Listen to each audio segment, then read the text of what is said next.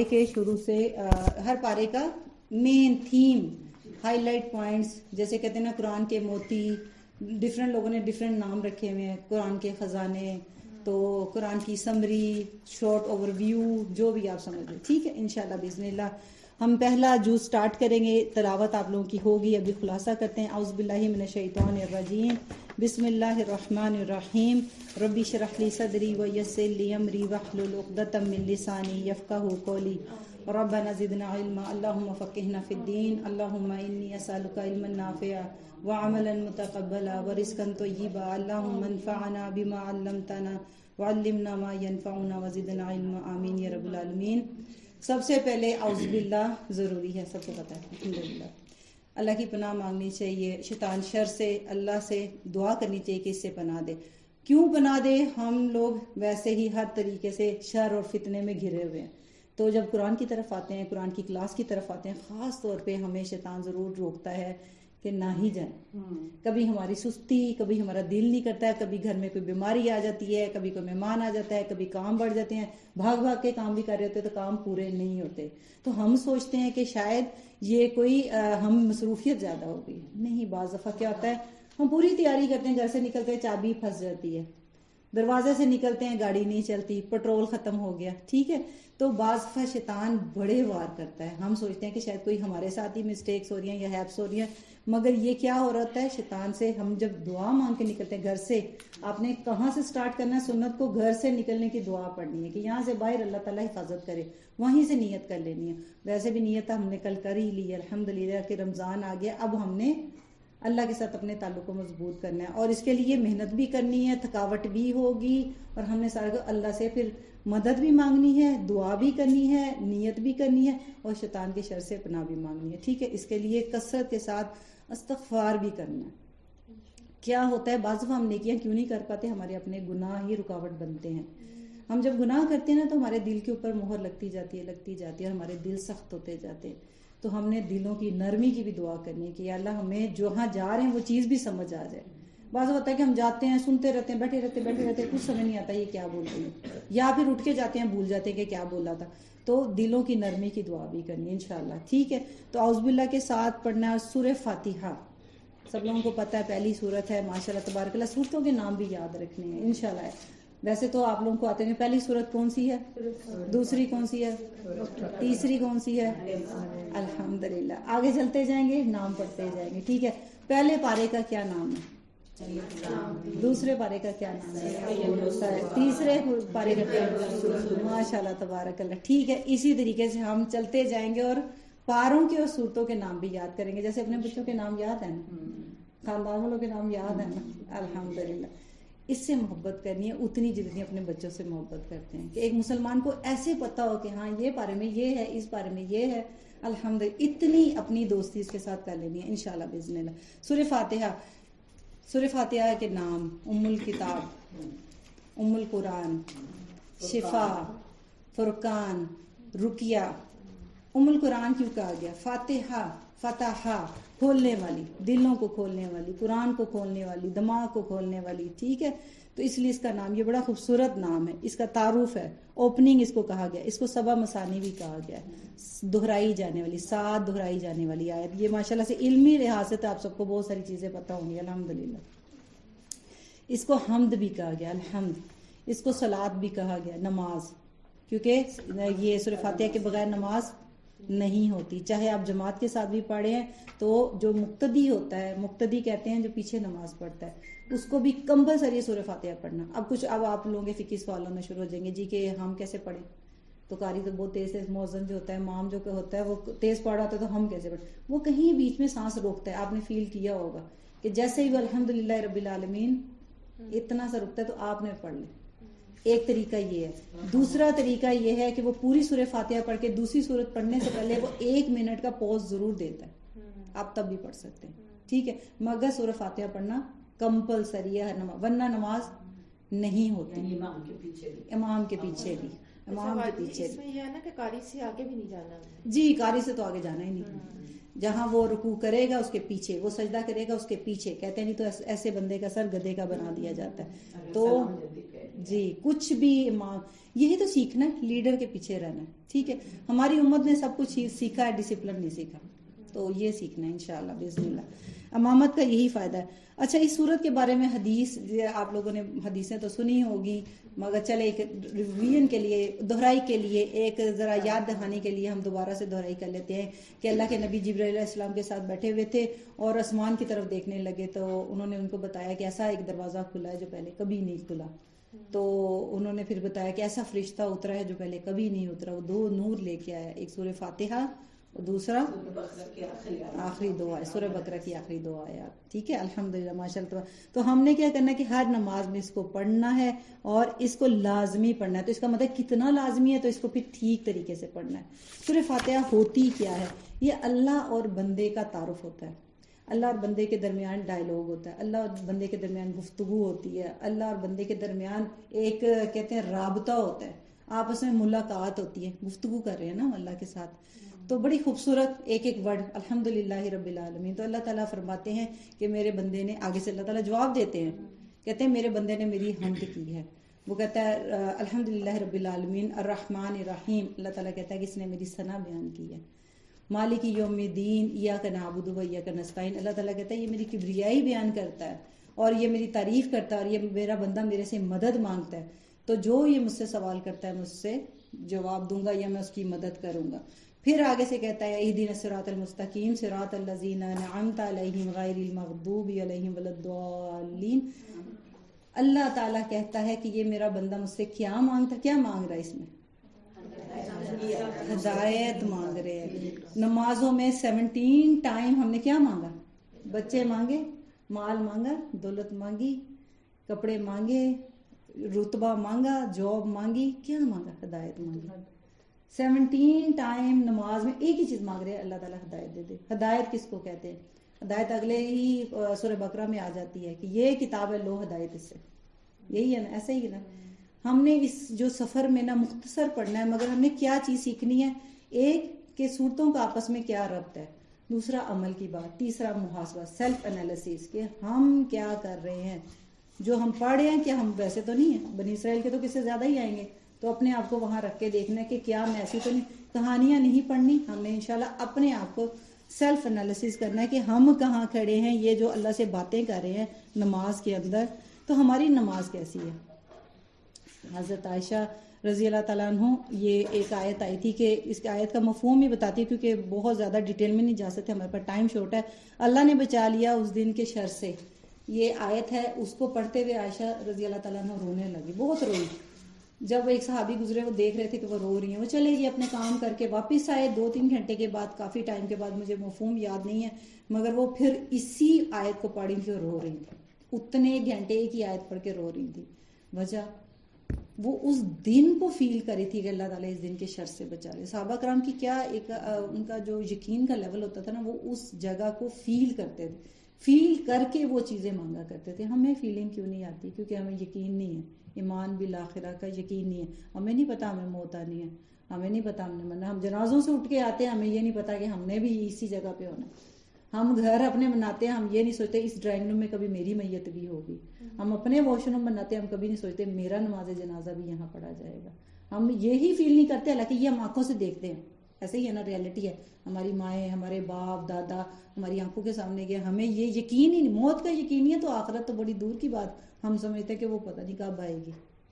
تو صحابہ کرام کیا کرتے تھے؟ نیت کے ساتھ اور یقین کے ساتھ.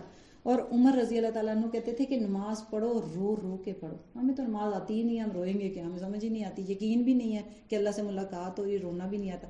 کہتے ہیں اگر آپ کو نہیں بھی رونا آتا نا, تو منہ بناؤ, فیلنگ لانے کی کوشش کرو. یہ انڈیا کی ایک تھراپی آپ لوگوں نے دیکھی ہوگی کہ وہ گارڈن میں کھڑے ہو کے سارے ہنسنا شروع ہو جاتے ہیں. ڈپریشن کا ہے نا تھراپی. ہاں, تو وہ کیا کرتے ہیں, وہ ہنستے جاتے. پہلے تو وہ ایفرٹ لگا کے ہنستے ہیں نا, بعد میں کرتے کرتے کرتے ان کو ہنسی آنا شروع ہوتی ہے اندر سے نا, وہ جیسے گدگدی نہیں ہوتی ویسے آتے آتے وہ ہنسنا شروع ہو جاتے. سیم اسی طرح سے آپ کو اگر رونا نہیں آتا قرآن کی آیتیں پڑھ کے یا نماز پڑھ کے, ایفرٹ لگائیں, فیل کریں کہ میں رب کے سامنے کھڑی ہوں, میں گناہ گار ہوں, میں بری ہوں, میں کیا کچھ کر کے پھر جان نماز پہ کھڑی ہوتی ہوں, اور پھر میں اللہ کے سامنے کھڑی ہوں, میں اتنی بڑی ہوں, میں اپنے کام خود کرتی ہوں سارے, سارے معاملات میں تو اللہ نہیں نا یاد آتا, ہر کام میں تو میں ہی میں ہوں, ٹھیک ہے نا. تو وہاں جا کے پھر اپنے آپ کو کہیں گے نہیں یا اللہ تو بڑا ہے. اللہ اکبر جب کہتے ہیں تو کہو کہ یا اللہ میرے ہر کاموں کے لیے تو بڑا ہے, میں تو چھوٹی ہوں, میں تو کچھ نہیں کر سکتی, میرے اختیار میں کچھ بھی نہیں. ہماری تو ایک بیماری میں نے کچھ دن پہلے سنی کہ ایک خاتون کو ایسی بیماری تھی کہ وہ پل کے نہیں اٹھا سکتی تھی, اور وہ پھر یہاں پہ سوتی تھی تو اس کو بند کرتی تھی, اٹھاتی تھی, اس کو ٹیپ لگا کے رکھتی تھی. ایک ہے نا انکل ہے وہ بزرگ ہیں, تو ان کے ساتھ بھی یہ پرابلم ہے جی. ہم ان کو وہ ٹیپ لگا کے ایسے یوں پکڑ کے اوپر اٹھا کے ایسے اوپر کرتے ہیں اور وہ کھول نہیں سکتے. اللہ اکبر. یعنی کہ ایک اور میری خاتون بزرگ خاتون تھی, وہ مجھے ملی, وہ کہتی ہیں, میں نے کہا آپ کو کیا پرابلم ہے, کہتی ہیں مجھے آنسو نہیں آتے. اگر مجھے رونا آئے, درد آتا ہے نا, درد تو ہوتا ہے ہمیں, کئی دفعہ درد ہوتا ہے, میرا رونے کو بھی دل کرتا ہے, سکون آ جاتا ہے نا رو کے. کہتے ہیں مجھے آنسو, جب مجھے درد ہوتا ہے مگر مجھے آنسو نہیں نکلتے, اگر میں رونا چاہوں تو میری آنکھیں سخت ہو جاتی اور مجھے پین ہونا شروع ہے, تو پھر میں آئی ڈراپس ڈالتی ہوں.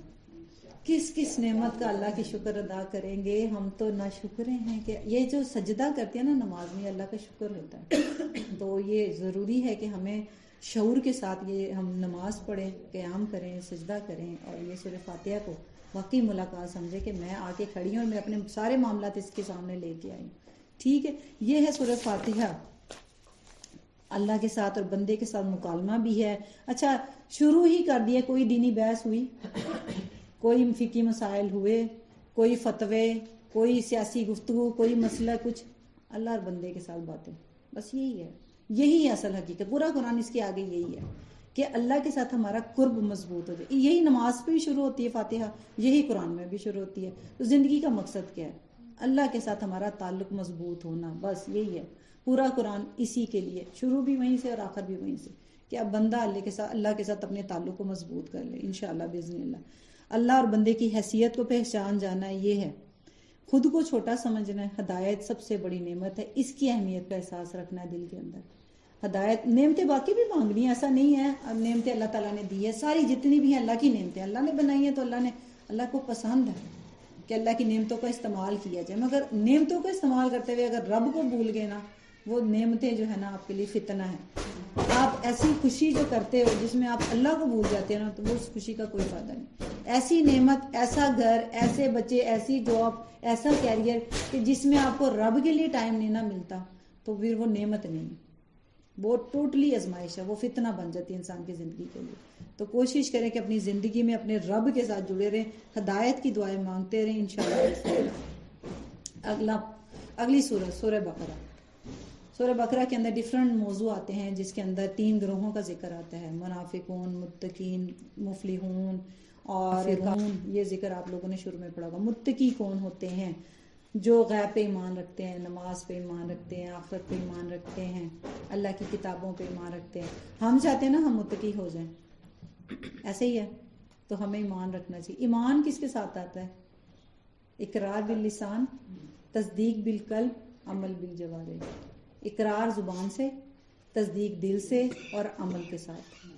اب کیا ہے کہ ہمارا دل تو تصدیق کرتا ہے, ہمیں پتہ ہے ہم الحمدللہ مسلمان ہیں. زبان کہیں اور بزی ہے, ہم ہر وقت ہماری زبانیں کدھر بزی رہتی ہیں. عمل, پریکٹس ہم کیا کرتے ہیں, کیا ہماری پریکٹس ہے؟ کتاب پہ ایمان رکھتے ہیں, کتاب کو جانتے ہیں. کوئی اٹھا کے کہہ دے یہ آپ کا باپ ہے, یہ آپ کی ماں ہے, آپ مان جائیں گے؟ جانتے ہی نہیں ہیں. تو کیسے کہہ سکتے ہیں اس کتاب پہ مجھے ایمان ہے, اللہ کے نبی پہ مجھے ایمان ہے؟ پتہ ہی کچھ نہیں ہے. اللہ کے نبی کیسے دکھتے تھے, اللہ کے نبی کو کیا پسند تھا, اللہ کے نبی کیسے کھاتے تھے, اللہ کے نبی کی زندگی کیسی تھی, وہ کیا باتیں کرتے تھے, کچھ پتہ ہی نہیں. ان کا چہرہ کیسا تھا, کچھ پتہ نہیں. تو پھر ایمان کیسا؟ قرآن کے اندر کیا لکھا ہوا ہے ہمیں پتہ نہیں, پھر ایمان کیسا؟ بغیر علم کے تو ایمان نہیں نہ ہوتا, علم تو ہونا چاہیے. یہ واحد کتاب ہے کہ جس کا ہمیں علم نہیں اور ہم کہتے ہیں ہم ایمان رکھتے ہیں, تو باقی کتابیں تو بڑی دور کی بات ہے. ہاں, کہاں ہم دوسری کتابوں کی ریسرچز کریں گے اور ہم اس کا علم لیں گے. تو قرآن ہی کا حقدانی ہم نے کیا, ہمارے پاس تو ٹائم ہی نہیں, ہم تو بڑے بزی لوگ ہیں. ہم دنیا کی کتابیں پڑھ بیٹھے ہیں مگر یہ ایک نہیں پڑھی ہم نے. تو دعا کرنی کہ اللہ تعالیٰ ہمیں اس کے ذریعے سے ہدایت دے اور اسی سے گائیڈنس دے. دوسری قوم کیا تھی؟ کافرون, انکار کرنے والے, اللہ کی آیات کا انکار کرنے والے, اللہ کا حکم کا انکار کرنے والے. ہم بھی انکار کرنے والوں میں تو نہیں ہیں. ہم اللہ کی آیتیں ساری کی ساری پڑھتے ہیں, ساری. اللہ نے کہا پڑھو, ہم پڑھتے ہیں. اللہ نے حکم دیا اس کے اندر بہت ساری حکم آگے انشاءاللہ سورہ نساء میں اور باقی ساری صورتوں میں آئے گے حکم کہ ہم ساروں پہ عمل کرتے ہیں. انکار ہے نا, آدھا لیتے ہیں آدھا چھوڑ دیتے ہیں, یہ بھی انکار ہے. تو اللہ نہ کرے کہ ہمیں ان میں شامل کرے. یہ سارے اسی طرح کے لوگ ہیں جو اللہ کے بنائے ہوئے اصولوں کو توڑتے ہیں. اللہ نے کہا رشتوں کو جوڑو, صلہ رحمی کرو, پردہ کرو, اور پھر جو وراثت کی تقسیم ہے وہ کرو, نماز کے احکام بتائے, تیمم کے احکام بتائے, ہسبینڈ وائف کے ریلیشن شپ بتائے. ہمیں تو کچھ بھی نہیں پتا ہے. ہمیں جو یتیموں کے حقوق بتائے گئے ہیں, زکوٰۃ کے احکام بتائے گئے, مسافروں کے احکام بتائے گئے. زیادہ تر تو احکام ہی ہیں. اللہ تعالیٰ نے عبادت کے اتنے طریقے نہیں کھول کھول کے بتائے, جتنے حقوق العباد بتائے ہیں ہم اسی میں فیل ہیں. کوئی کام ہے جو اللہ کی مرضی کا کرتے ہیں؟ ہم کا ہر کام اپنی مرضی کا کرتے ہیں. وہ جیسے کہتے ہیں نا میرا جسم میری مرضی, تو ہم میرا جسم میری مرضی ہے. تو یہی حال ہم نے کیا. تو پھر یہ کون کہلائیں گے؟ کافرون, انکار کرنے والے. ہم کافر کسی اور کو کہتے ہیں. اگر ہم اپنے اٹھا کے ایک ایک آیت پڑھتے جائیں اور اپنے آپ کو دیکھتے جائیں, میں تو نہیں کافر, میں تو نہیں کافر, میں تو نہیں انکار کرتی, میں تو نہیں انکار کرتی, میں تو نہیں, سمعنا طعنا کی عادت ڈالنی. آیتیں پڑھتے جائیں, میننگ سمجھتے جا کے ٹھیک ہے یا اللہ نے کہہ دیا تو میں نے یہی کرنا ہے. اور کیا پلکنگ کرنی ہے, یہاں سے کرنی ہے, یہاں سے کرنی ہے, اتنی کرنی ہے, اتنی کرنی ہے, ایسے کرنا ہے, ایسے کرنا ہے, پردہ کرنا ہے, منہ کا کرنا ہے, اس کا کرنا ہے, اس کا کرنا ہے, اس کا کرنا ہے. ڈھونڈ رہے ہیں کہ کسی طریقے سے میری جان چھوٹ جائے, اللہ کی بات نہ ماننی پڑے. یہی ہے نا بات. اسی لیے سوال ہوتے ہیں, ورنہ تو سوال کیوں؟ ہمیں تو نہیں لگتا کہ قرآن کی آیتوں پہ کوئی سوال ہم کر سکتے ہیں. ہماری تو اوقات ہی اتنی نہیں ہے کہ ہم سوال کریں. ہماری تو عقل بھی اتنی نہیں ہے قرآن کی میننگ کو سمجھ سکے کہ اللہ تعالیٰ نے کتنا جتنا ہم نے اپنی مرضیوں کو جینا شروع کیا ہوا ہے, ہم دیکھیں ہم پریشان ہیں. تو اللہ کی آیتوں کا انکار نہیں کرنا. پھر ایک گروپ بتایا منافق, قول و فعل کا تضاد, اندر باہر الگ الگ, کہتے کچھ کرتے کچھ, مجلس میں کچھ دوسری جگہ کچھ. دین والی مجلس میں تو بڑے نیک نیک نیک اور ماڈرن. ہماری اگر دین والی مجلس میں بیٹھے تو ہم بڑے اچھے لگ رہے ہوتے ہیں. ہماری شادیوں میں بیٹھ جاؤ تو ہم کیسے لگ رہے ہوتے ہیں. ہماری دعوتوں میں بیٹھ جاؤ تو ہم کیسے لگ رہے ہوتے ہیں. ہم تنہائیوں میں کیسے لگ رہے ہوتے ہیں. ہم نیک والے اچھے دوستوں میں بیٹھے ہیں تو اچھی اچھی باتیں کریں گے. ہم پارٹیز میں بیٹھے ہیں تو ہم کسی اور طرح, ہم تنہائیوں میں بیٹھے ہیں کسی اور طرح کی باتیں کریں گے. تو ہم قول و فعل کا تضاد نہیں ہے. منافق اسی کو تو کہتے ہیں نا, کہ جس کے دوہرے چہرے ہوتے ہیں, دوہری باتیں ہوتی ہیں. تو اللہ تعالیٰ ہمیں محفوظ رکھے. ان جو صفات بتائی گئی ہیں نا, اللہ تعالیٰ کرے کہ ہم اس کو نکالنے میں کامیاب ہو جائیں. پھر اس کے بعد ہمیں اللہ تعالیٰ کا ایک یا ایھا الناس یہ حکم ملتا ہے, یہ ورڈ ملا ہے سورہ بقرہ کے اندر. کہاں سورہ بقرہ کو پورا پڑھیں گے, ایک ایک ورڈ کا ہم حق ادا نہیں کر سکتے, ایک ایک آیت کا کہاں حق ادا کریں گے. اللہ تعالیٰ نے ساروں کے لیے کتاب نازل کی تھی. ہم نے تو اپنی کتاب بنا کے بیٹھے ہیں نا, میری کتاب. پہلے تو ہم نے مسلمانوں نے اپنی بنا لی, فرقہ فرقہ, پھر فرقوں میں اپنی کتاب, میرا قرآن, میرا قرآن, میرا ترجمہ, میرا ترجمہ, پھر اس کے بعد میرا مسلک, میرا مسلک. ہم لوگوں نے کہاں ٹکڑے ٹکڑے. پھر ہم نے قرآن کے کیا ٹکڑے کیے, وہ 5 سورتہ اور یہ والی صورت, یہ والی صورت, بیٹھے اور سارے تسبیح کرتے ہیں, سارے بیٹھ کے یہ پڑھتے ہیں. ہم نے قرآن کے ٹکڑے کر دیے, جبکہ قرآن سب کے لیے تھا, نان مسلم کے لیے بھی تھا. ہم تو نان مسلم کو ہاتھ نہیں لگانے دیتے, بات نہیں کرنے دیتے. ہم تو مسلمان بھی ہاتھ نہیں لگاتے, کسی کی کیا بات کریں.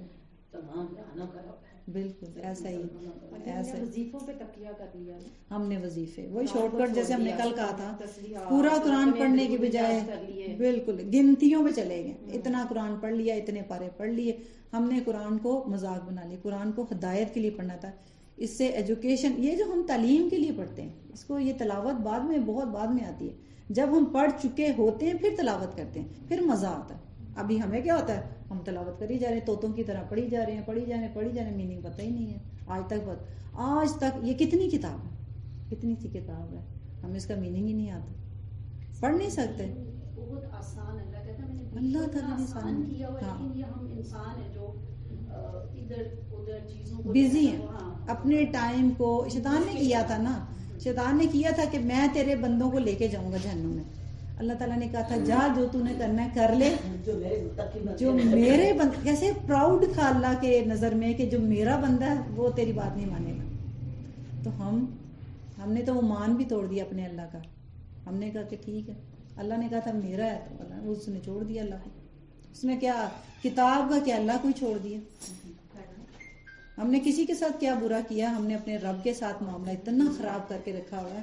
ابھی میں کچھ دن بات کر رہی تھی کہ ہم جب اب رمضان آ رہا ہے تو دعاؤں کا مہینہ آ رہا ہے نا, ہم نے بڑا کچھ مانگنا ہے اللہ سے، مانگنے نا بڑی مرادیں ہیں، بڑی خواہشات ہیں. تو میں نے وہی بات کی، میں نے کہا ہمارا تو اللہ سے پیار ہی اچھا نہیں ہے. پنجابی میں کہتے ہیں نا پیار اچھا نہیں ہے. ہم نے تو پہلے ہی تعلق خراب کر کے رکھا ہوا ہے، تو مانگیں گے تو شرم نہیں آئے گی؟ اللہ تعالیٰ کہے گا کہ تو پہلے میرا قرض دار ہے، میں نے اتنی چیزیں دی، تو نے تو اس کا شکر ادا نہیں کیا، اب کیا مانگنے آیا؟ ہم لوگ کیا کرتے ہیں، جب اللہ تعالیٰ جھٹکا دیتے ہیں نا، پھر ہم اللہ کے پاس جاتے ہیں. بچہ بیمار ہو گیا، خود کوئی بیماری لگ گئی، کوئی ایکسیڈنٹ، اور پھر ہم قرآن لے کے بیٹھتے ہیں. تو زیادہ تر جو نا قرآن کی طرف آتے ہیں نا، ان کے پیچھے کوئی نہ کوئی کہانی ہوتی ہے، بڑی دکھی کہانی ہوتی ہے. اس کو کوئی نہ کوئی جھٹکا. ویلے لوگ جس کو کہتے ہیں مصروف، جن کو دولت بھی مل گئی، شہرت بھی مل گئی، جاب بھی مل گئی، بچے بھی، بیٹے بھی، وہ کہتے ہیں ہم بڑے بزی ہیں، ہمارے پاس تو ٹائم نہیں، میرا بیٹا وہاں جا رہا ہے، میرے بیٹے کی شادی، میری فلانی کی شادی، میرا یہ، یا میرے پاس ٹائم نہیں، میرا گھر، میرا بچے، میں بہت بزی ہوں. جب یہ لفظ بولا جاتا ہے نا، ایسے لگتا ہے جیسے دل پہ نہیں لگ رہا، کس کو انکار کر رہے ہو؟ کوئی آپ کو کس لیے بلا رہا ہے؟ اللہ کے پاس. داعیے دین کس کو کس کے لیے بلاتا ہے؟ اپنے لیے بلاتا ہے. آپ یہاں پہ آئی ہیں کس کے لیے؟ ہمارے لیے آئی ہیں کہ اپنے لیے ہیں کہ اللہ کے لیے آئی ہیں؟ اللہ کے لیے. اللہ اور بندے کا معاملہ ہے. جو آئے کل، جو آج آئے، وہ بھی اپنے لیے، جو نہیں آئے وہ بھی اپنے لیے. آپ نے اللہ کی خاطر یہ سارا کچھ کرنا ہے انشاءاللہ باذن اللہ. پھر اس کے اندر ذکر آتا ہے آدم اور ابلیس کا. آپ سب نے سنا بھی ہوا ہے بہت دفعہ. آدم کی پرسنالٹی اکسایا، پھر جنت سے ابلیس نے نکالا، پھر انہوں نے توبہ کی، دنیا میں آئے. اللہ تعالیٰ نے کہا اب تم دنیا میں جاؤ، جا کے اس کتاب کو پڑھو، پھر اپنے گھر کو تلاش کرتے کرتے اس کتاب کے ذریعے سے واپس جنت میں آنا. دی کتاب، اللہ معافی بھی مانگی. بندہ ایسا جو مومن بندہ ہوتا ہے نا، توبہ استغفار کرتا ہے، پلٹ کے آ جاتا ہے. ہم لوگ کیا کرتے ہیں، غلطی ہوتی ہے پھر ہم جم جاتے ہیں، اب کیا کروں، اب تو ہو گیا، اب مشکل، اب نہیں میں کر سکتا، یا جسٹیفیکیشن دینا شروع کرتے ہیں. ہم لوگ زیادہ تر ہم وضاحتیں ہی دیتے ہیں اپنے معاملات کے اوپر. سب کو کیا نہیں پتا کہ جو میں کر رہی ہوں غلط کر رہی ہوں، مگر اس کے اوپر ایک وہ چاہتے ہیں نا بہانے، ہیلا سازی. بنی اسرائیل ہیلا سازی کرتی تھی. میرے شوہر کہتے ہیں کہ تم نہ پردہ اتار دو، میرے شوہر کہتے ہیں تم میک اپ کرو، میرے شوہر بیچارے کو گھر میں پتہ ہی نہ ہو، میرے شوہر کہتے ہیں تم تیار رہا کرو. یقین مانے شوہر اتنے معصوم ہیں جن کے سر پہ ہم نے سارے گناہ ڈالے ہوئے، ان بیچاروں کو پتہ بھی نہیں ہوگا کہ ان کی اپنی مرضیاں ایسی ہیں. ایک عورت کی مرضی ہو نا، بہت کچھ کر سکتی ہے. تو یہ مردوں کے سر پہ نہیں ڈالنا. توبہ استغفار کریں جیسے آدم علیہ السلام کو سکھایا گیا تھا، اور اس کے بعد پھر کتاب کے ذریعے سے جنت اپنا گھر کا راستہ ڈھونڈنا ہے. جنت میں سب کا گھر ہے، ایسا نہیں ہے سب کا گھر بنا ہوا ہے، مگر اللہ سبحانہ تعالیٰ کہتے ہیں کہ قیامت والے دن جو ہے نا، جنت آدھی خالی ہوگی، آدھی جنت خالی ہوگی، جہنم بھری ہوگی، کیونکہ ہم نے تیاری کدھر کی ہوئی ہے، جنت کی کہ کدھر کی ہوئی ہے، ہماری تیاری کس طرف ہے. اور تیاری کرنے کے لیے جیسے ڈاکٹر دیتا ہے نا آپ کو پرسکرپشن کہ یہ لے جائیں جی میڈیسن کھائیں، ہم کیا کریں اس کو پرسکرپشن کو لائیں اور چومنا شروع دیں، چومتے جائیں، الماری میں رکھیں، چومتے جائیں. دوائی نہ کھائیں، دوائی خریدیں بھی نہ اور کھائیں بھی نہ. ہم نے قرآن کے ساتھ ایسے ہی کیا. ہم نے اس نسخے کو تو گھر میں لے کے آگے اس کو چوم چاٹ رہے ہیں، مگر اس کے ساتھ ٹریٹمنٹ اپنا نہیں کر رہے. تو ہمارا پھر علاج ہو رہا ہے، ہم تو بیمار کے بیمار ہی ہیں، راستہ بھی گم، ہم بھی بیمار، اور پھر ہم الزام کس کو دیں گے قیامت والے دن؟ یا اللہ ایسے ہو گیا تھا. ہم کبھی کسی پہ ڈالیں گے، کبھی کسی پہ، اس نے مجھے گمراہ کیا، ہم ایسے ہی کریں گے نا. ایسی ہی قرآن کی آیتیں نا سب نے سنی ہوئی ہیں الحمدللہ، کہ ہم اس پہ الزام دیں گے کہ یہ میرے دوست نے ایسے کر دیا، میرے میاں نے ایسے کر دیا. ماں بچے کو کہے گی اس کو جہنم میں ڈال، جسے آج ہم بڑی محبت، دنیا میں سب سے پیار کرنے والی ہستی ماں ہے، ماں کہے گی کہ اس کو جہنم میں ڈال دو، اس کے صدقے مجھے بخش دو. اس دن وہ بھی بیگانی ہو جائے گی جس کی وجہ سے. اور اولاد بیگانی کہے گی کہ ہماری ماں کو یا باپ کو یا بھائی کو یا دوست کو، میں اس کے صدقے میں مجھے بچا لوں. ہم جس کے لیے اپنی نمازوں کو خراب کرتے ہیں، اپنی آخرت کو خراب کرتے ہیں، اپنی زندگیوں کو خراب کرتے ہیں. زندگی میں اپنے لیے ٹائم، اپنے رب کے لیے ٹائم ضرور نکالیں کہ سارا دن 24 گھنٹے میں میں اپنی ذات کے، میں اپنا گھر کے لیے کیا کما رہی ہوں، میں اپنی آخرت کے لیے، میں اپنی قبر کے لیے کیا کر رہی ہوں. تیاری کر رہی ہوں. ڈر لگتا ہے نا قبر سے، تو کیا تیاری کر رہی ہوں؟ کوئی تیاری ہے؟ جس ٹائم اپنی سانس رکے گی نا، وہی ٹائم ہوتا ہے، وہی ٹائم آخرت ہے. جو فرشتے نظر آئیں گے نا، بس وہی آگے ساری منزل ویسے ہی ہے. اچھے فرشتے، نیک روح، آگے ساری آخرت آسان انشاءاللہ باذن اللہ. پھر اس کے بعد بنی اسرائیل کا قصہ ہے. 40 سال آزمائے گئے اور نعمتیں دی گئیں، من و سلوہ دیا گیا، مگر انہوں نے کیا کیا؟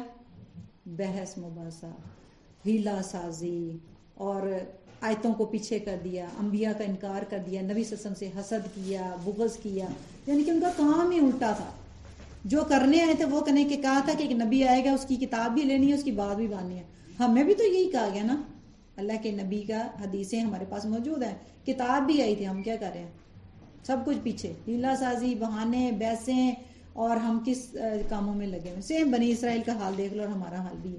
ہم بھی ایک ایسی قوم بن چکے ہیں جو ضالین ہے, کہ ہم پیچھے ان کے جا رہے ہیں جو گمراہ لوگ ہیں. کس کے پیچھے جا رہے ہیں؟ یہود و نصارہ کے پیچھے جا رہے ہیں. نہیں جا رہے یہود و نصارہ کے پیچھے, جا رہے ہیں ڈیفینیٹلی. ہمارا حال دیکھ لیں, ہم انہی کے پیچھے ہیں. پھر سلمان علیہ السلام کا قصہ بھی ہے جس میں جادو کے بارے میں بتایا گیا کہ جادو جو نا حرام ہے, اور سلمان علیہ السلام نے جادو نہیں کیا تھا. اللہ تعالیٰ نے ان کے مسخر کی ہوئی تھی بہت ساری چیزیں, ہوائیں ان کے کنٹرول میں تھی, جنات ان کے کنٹرول میں تھے, بہت سارا, وہ بولیاں سمجھ لیتے تھے, مگر وہ جادو نہیں. ان کے پاس علم تھا مگر جادو حرام ہے. بالکل جادو حرام ہے. کیوں؟ ہاروت اور ماروت کا جادو تو وہ جو دنیا سے انسان کو دور کرتا ہے نا, مگر جو یہ جادوگر, ہم جو جادو جس طرح کا آج اللہ معاف کرے جو جس فیلڈ کے اندر, وہ رب سے انسان کو دور کر رہا ہے. یہ دنیا کا جادو اس سے بڑا جادو. ہمیں دنیا سے محبت ہو گئی, یہ اس سے بھی خطرناک جادو جو ہمیں لگ گیا نا. ہم بھی سحر زدہ لوگ ہیں, ہمارے اوپر نا وہ ہوا جادو ہوا ہے. ہم جیسے وہ کہتے ہیں نا کھپتی ہوئے پڑے ہیں. جا کے دیکھو لوگوں کا حال بازاروں میں, آپ کو پتا چلے گا ان کو کیسا جادو ہے دنیا کا. یقین مانے, میں جب پاکستان آئی نا تو یہ صبح اٹھنے کا رواج تو میں نے دیکھا, حیران ہو گئی میں کہ دکانیں ساری بند, سبزی والا بند, سب کچھ بند. میں نے کہا یہ ہم صبح صبح اٹھ کے نا گئے, بڑی پاکستان آئے ہیں جی, بازار میں جاتے ہیں, بازار سارا خالی سنسان پیا بند. میں نے کہا یہ کیا ہوا, دکانیں کب کھلیں گی؟ یہ باہر سیو مارٹ والے سارے کہتے ہیں 9-10 بجے کے بعد ہی کھلتی ہیں. میں نے کہا اچھا چلے. تھوڑے دن کے بعد میں ایسے ہی گزری تھی تو وہ جو صفائی نہیں تھا اس کے باہر 8 بجے کا ٹائم تھا, رش لگا ہوا, لائنوں کی لائنیں, عورتیں بچے لے کے بیٹھی ہوئی, جگہ نہیں تھی گاڑی گزرنے کی. تو میں نے کہا یہاں کیا ہو رہا ہے؟ تو کہتے ہیں یہاں پہ سیل لگی ہوئی ہے. اس دن اٹھی نا خواتین صبح صبح, دروازے بیٹھی ہیں انتظار میں, پتہ نہیں 9 بجے کے 10 بجے کھلے گا دروازہ. میں نے کہا اتنا بھی اس کے اندر کیا ہوتا ہے؟ کہتے ہیں یہ پورے سال کی جو ہوتی ہے وہ کلیئرنس سیل لگتی ہے, اور اس میں یہ ہوتا ہے محبت دنیا کہ کپڑے کی محبت. ان کو صبح 8 بجے اٹھا گئی, اور قرآن کلاس میں بلاؤ تو کتنا مسئلہ ہے, نہیں آ سکتے. صبح بچے, گھر, اسکول, یہ وہ. اور یہی شادی ہو تو 4 دن ہم جاگ سکتے ہیں, بازاروں میں کھڑے رہ سکتے, پاؤں سوج جاتے ہیں ہمارے شادیوں کی تیاریوں میں. ایسے ہی ہے نا, یہ ہے دنیا کی محبت اور دنیا کا جادو جو ہمارے سر چڑھا ہوا ہے. ہم نے شادیوں کو بھی اتنا مشکل کر دیا, یقین مانے کہ شادیاں ٹائم سے نہ ہونے کی ایک ریزن یہ بھی ہے کہ ہم نے اس کو مشکل بنا دی. ماں باپ پریشان ہیں, کیا لڑکی کے ہو کیا لڑکے کے. اتنا رسم و رواج ہم نے ایڈ کر دیے, اتنا کر دیے ہیں کہ پریشان بیٹھے ہوتے کہ شادی کریں گے کیسے. اتنا سمپل. جی اب میرے بیٹے کا بھی نکاح ہوا ہے نا, تو میری آدھی فیملی ناراض ہو گئی کہ جی بلایا نہیں ہے, صرف گھر کے چند لوگوں کو ہم لوگ لے کے گئے. پھر میں نے چند لوگوں کو سمجھایا, میں نے کہا آپ کو اپریشیٹ کرنا چاہیے, ہم نے سنت کو عام کی ہے. اگر ہم سنتوں ہم نہیں کریں گے تو پھر کل کون کرے گا. تو دین کو آسان بنائیں, فنکشنز کو آسان بنائیں, کہ خوشیوں کو خوشیاں رہنے دیں, بوجھ نہ بنائیں. ہمیں دنیا کی محبت دل سے نکالنی ہے انشاءاللہ باذن اللہ. پھر اس کے اندر آیا تھا رول ماڈل آدم علیہ السلام, اور آدم علیہ السلام کے بعد آئے ابراہیم علیہ السلام. اسلمت رب العالمین, ایسا بندہ جس نے گھر کی قربانی دی, بیوی کی قربانی دی, بچے کی قربانی دی. پھر جا کے اللہ نے اس کو کہا کہ یہ خلیل اللہ ہے, میرا دوست ہے. ایک جملہ میں اس کا پڑھتی ہوتی ہوں کہ جو مجھے بہت پیارا لگتا ہے جب بھی آتا ہے, ابراہیم جس نے وفا کی. کبھی اللہ تعالیٰ ہمیں بھی ایسا کہے گا. کسے سے کہے اسماعیل نے آداب پر سمجھے. ماشاء اللہ تبارک اللہ. جی پورا کریں اس جملے کو. پورا کیا مجھے نہیں آتا مگر میں نے سنا ہوا ماشاء اللہ تبارک اللہ. تو آدم جس نے, ابراہیم جس نے وفا کی. ہم نے وفا کی اللہ سے, ہم کتنے بے وفا ہیں. بالکل. ماں کیسی ماں تھی, اس کو لگا میرا گھر نہیں ہے, میرا بچہ بھوکا ہوگا, کہاں جائے. اتنا اللہ سے محبت کرتے ہیں نا. صحرا میں بھی پانی نکل گیا, ایسا پانی جو آج تک ہم پیتے ہیں, جس میں شفا ہے, جس میں بھوک بھی مٹتی ہے, بیماریوں کا علاج بھی. جس نیت سے پیو اس نیت سے اس کا اجر ملتا ہے. کتنا توکل اللہ سے. ہم اتنا کھانا کھلاتے ہیں اپنے بچوں کو, کھلا کے ہمارے بچے پھر بھی بیمار ہیں. ہم بچوں کو کتنا خیال رکھتے ہیں, ہمارے بچوں کو نزلہ, زکام, کھانسی, ہر وقت ہمارے بچے بیمار ہوتے ہیں. توکل نہیں ہے. ہم نے اپنے بچوں کو رب سے نہیں جوڑا جہاں سے شفا آنی تھی. ہم نے بچوں کو دنیا کی چیزوں کے اوپر اتنا ہمارا یقین ہے. توکل کا معنی شاید آپ لوگوں کو شاید اس میں عقیدہ کا ٹھیک ہو گیا نا, انشاءاللہ ہماری آدھی فکریں ختم ہو جائیں گی. ایمان, عقیدہ کہ یہ جو میں دوائی دے رہی ہوں یا جو میں کھانا کھلا رہی ہوں شفا یا صحت اس میں نہیں اللہ نے دینی ہے. ہاں اللہ کہ آپ سنتوں کے مطابق کھاتے پیتے اور رہتے ہوں تو ٹھیک ہے, یہ نہیں کہ آپ پیزا کھلا کے کہیں جی کہ ہاں ٹھیک رہے گا, تو اس طرح نہیں ہوتا. ہیلدی لائف سنتوں کے ساتھ.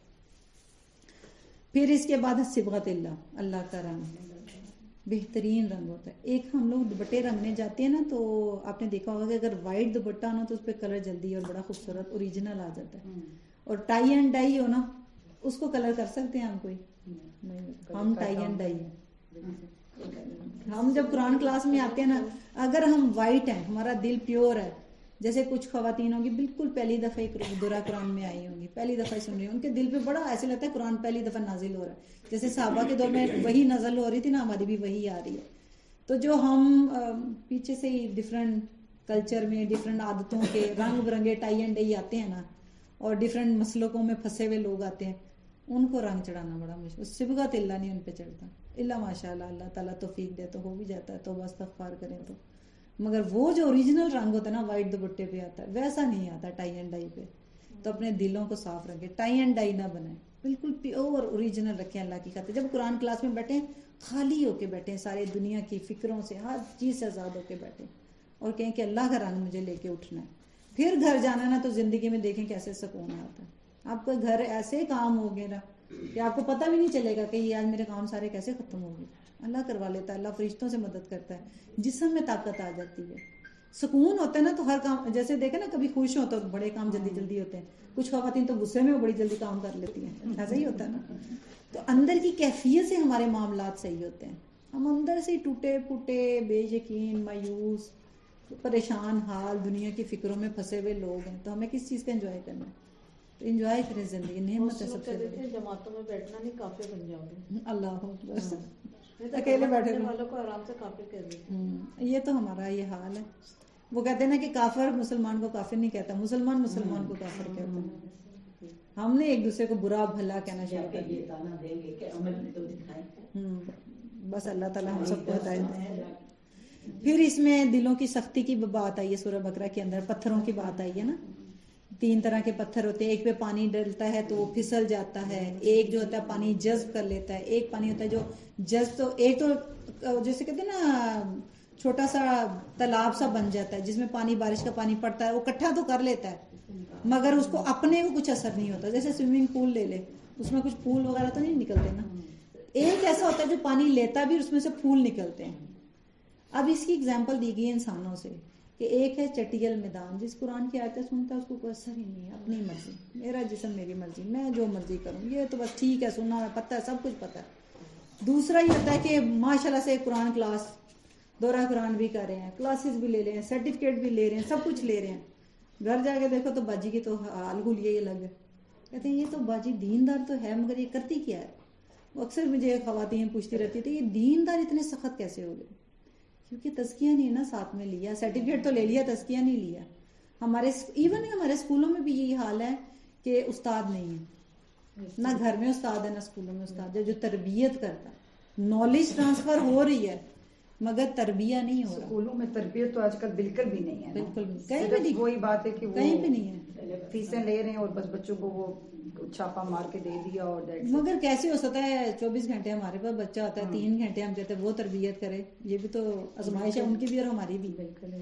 ایک خاتون تھی 3 سال کا بچہ, پہلے زمانے میں کیسے تعلیم دی جاتی تھی اسلاف کے دور کے اندر کہ بچے کو مدرسے چھوڑ کے آیا جاتا تھا. وہاں اس دور میں مدرسہ کیسے ہوتا تھا, یہاں پہ قرآن اور حدیث کی تعلیم کمپلسری پلس تربیت, ڈسپلن سکھایا جاتا تھا. ایون اس دور میں ایسے ہوتا تھا کہ اگر آپ کا پین چل رہا ہے نا تو پین چلنے کی آواز اگر آ رہی ہے تو اس کو اجازت نہیں دی جاتی تھی, کل وہ ٹیچر بنے. کہتے تھے کہ شاید اس نے ٹھیک نہیں سنا ہوگا. تو کہاں ہم قرآن چلا کے تو باتیں کرتے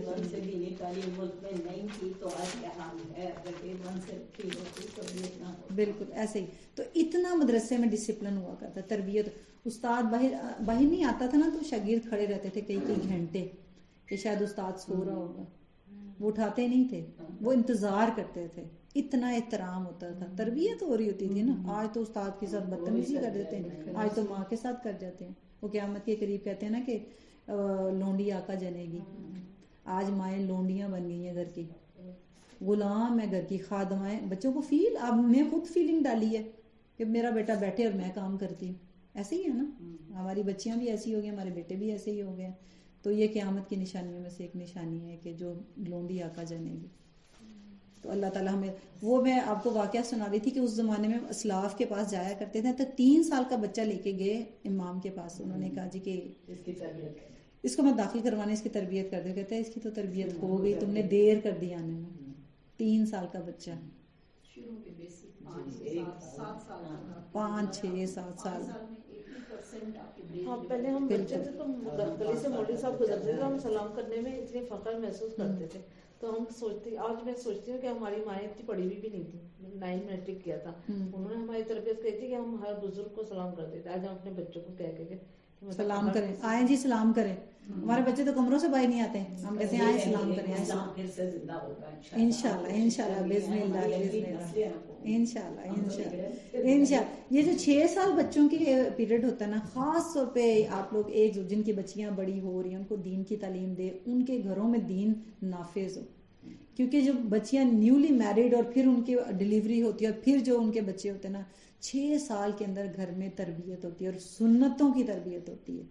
میں نے ابھی شاید آپ لوگوں سے شیئر کیا تھا, ابھی میں نے ریسنٹلی دیکھا ہے کہ جمعے کا دن ہوتا ہے تو فجر کے مغرب کے بعد جو ہے نا, جمعرات کی جو مغرب ہوتی ہے, 2 چھوٹے چھوٹے بچے, اتنے سے بچے, ان کو میاں بیوی نے مل کے نہلایا, ان کو خوشبو لگائی, رات کو انہوں نے سورہ ملک پڑھی, بچوں کو وہ مائک لگا کے دیا. بچے سن رہے, اتنے دونوں بچے سن رہے, رات کو سو گئے, صبح اٹھے, پھر بچوں کو اذکار پڑھے ہیں. ماں باپ دونوں ہی ینگ کپل تھے, ماں باپ دونوں اذکار پڑھے تھے.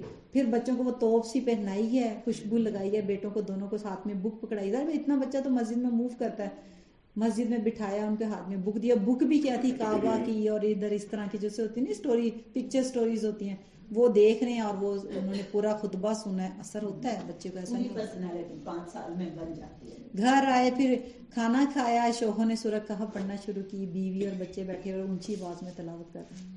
شوہر نے تلاوت کی, بچے سن رہے ہیں. یہ ہوتے ہیں مسلمانوں کے گھر. اور ہمارے گھر, اب جمعے کا نظارہ 1 منٹ کے لیے اندر سوچیں کہ ہمارے گھر جمعے والے دن کیسے ہوتے ہیں. ایون ہمارے شوہر سمیت, ہمارے بیٹوں سمیت, کیسا ہمارے گھر کا نظارہ ہوتا ہے. جس مرد نے گھر میں اسلام نافذ کرنا تھا, ایک عورت تو ویسے رنگ میں رنگی جاتی ہے. میں کہتی ہوں کہ مرد اسلامی ہونا تو گھر میں نظام آتا ہے. کیونکہ عورت اس لیے کہا گیا کہ اہل کتاب کی عورت سے شادی کرو, کیونکہ عورت جب مرد کے پاس آتی ہے نا, وہ اس کی پسند کے کام کرنا شروع کر دیتی ہے. ایسے ہی ہے نا, ہم نے اپنی کتنی عادتیں بدلی اپنے شوہروں کے لیے, بالکل ہی بدل گئے ہیں میرے خیال سے. کچھ عورتیں تو ٹوٹلی بدل جاتی ہیں. میں تو ایسی تھی ہی نہیں, محبت کی خاطر کرتے ہیں نا, تو اللہ سے محبت نہیں ہوئی اتنی. سب سے بڑی محبت جو ہے نا اللہ کی, پھر اس کے رسول کی, پھر ماں باپ کی, اور پھر شوہر کی آتی ہے. ہم نے شوہر کو خدا بنا دیا, ہم نے یہ بھی یہ کر لیا, ہم نے سجدہ صرف چھوڑ دیا, باقی سارے کام شوہر کے ہی کرتے ہیں. تو اللہ تعالیٰ ہمیں ہدایت دے کہ ہم حقوق دینے والے بنے, ہر ایک کو اس کی جگہ پہ رکھ کے کریں انشاءاللہ. پھر اس کے بعد ہم گائے کا واقعہ اس میں آتا ہے, اور ابراہیم علیہ السلام کی ملت, اور پھر یعقوب علیہ السلام کی وصیتیں آتی ہیں, اور پھر لاسٹ میں کچھ دعائیں آتی ہیں. اللہ تعالیٰ ہمیں توفیق دے کہ ہم قرآن کو بہترین طریقے سے سمجھنے والے بن جائیں انشاءاللہ.